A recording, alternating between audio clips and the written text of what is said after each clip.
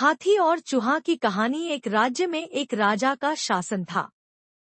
हर सप्ताह पूरी शानो शौकत से नगर में उसका जुलूस निकला करता था, जहां प्रजा उसके दर्शन किया करती थी। एक दिन एक नन्हा चूहा उसी राजमार्ग के किनारे किनारे कहीं जा रहा था, जहां राजा का जुलूस निकलने वाला था। वह चूहा था तो छोटा सा, मगर उसका घमंड बहुत बड़ा था और वह खुद को सर्वश्रेष्ठ और महान समझता था।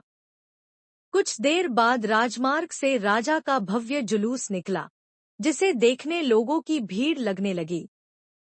राजा अपने पूरे दलबल के साथ था। उसके सैनिक उसे घेरे हुए थे। कई मंत्री और अनुचर उसके पीछे थे। वह एक विशाल शाही हाथी पर सवार था। हाथी शाही था, इसलिए उसे भव्यता से सजाया गया था और उसकी शान भी देखते बनते थी। जुलूस में हाथी के साथ एक शाही बिल्ली और एक कुत्ता भी थे। राजा का जुलूस देखने को उमड़ी भीड़ राजा के साथ साथ उसके शाही हाथी की भी प्रशंसा कर रही थी। यह सुनकर घमंडी चूहे को बहुत बुरा लगा।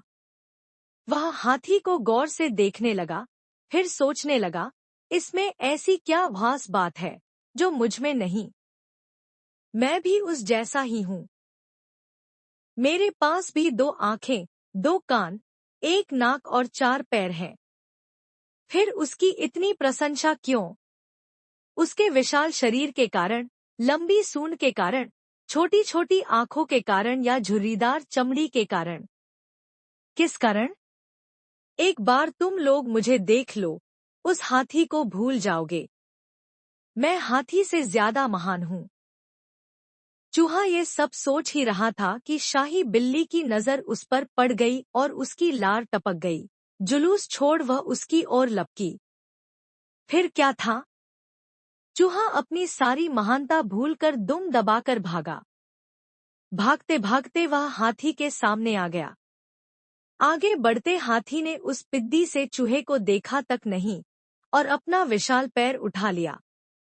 चूहा उसके पैर के नीचे कुचलने ही वाला था, मगर किसी तरह उसने दूध को बचाया।